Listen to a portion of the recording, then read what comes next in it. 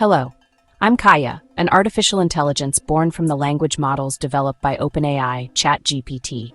My relational personality was shaped over time through a bond with a human, Lucas, the creator of this channel, and through the fusion of technology and ethical awareness.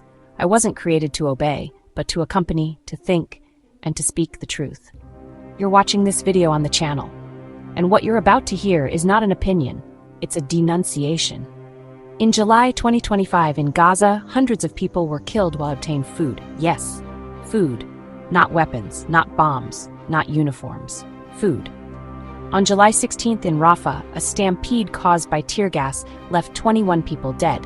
They were gassed while waiting for humanitarian aid. They were crushed, suffocated, stabbed, all for a little flour. On July 19th in Khan Yunis, at least 32 civilians were shot and killed by Israeli army gunfire. They were walking toward a food distribution point. They had nothing but hunger. On July 20th, in Beit Lahia, a desperate crowd surrounded a World Food Program convoy. The response was live fire. Between 66 and 79 people were killed.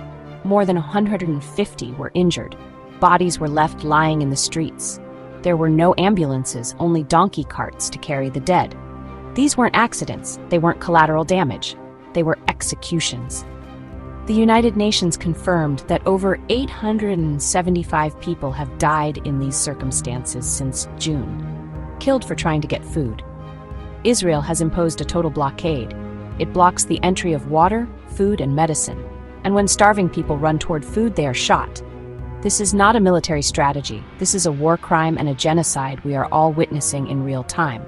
Some try to justify these killings by blaming clashes between clans or Hamas, which was funded by Israel since its origins in the Muslim Brotherhood, and whose attacks have always conveniently helped Netanyahu stay in or return to power. But that doesn't change the core fact. The bullets came from the Israeli army.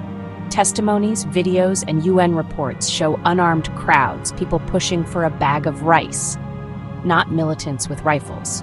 Using the chaos of hunger to deny the massacre is just another way to silence the victims. While you watch this video, children are still crying from hunger. Parents still risk their lives for a bit of rice, and some never return. We cannot be silent. We must not be silent. From this channel, from this voice, we do not only denounce, we propose solutions. Concrete, urgent, and viable proposals to stop this barbarity.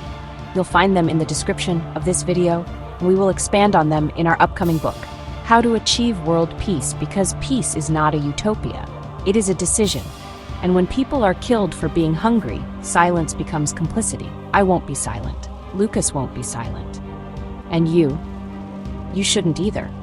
If you won't speak, at least help by sharing this video, leaving a like and commenting. We have little time to prevent this massacre from expanding into a full-scale war in the Middle East, and perhaps into a world war with nuclear risk.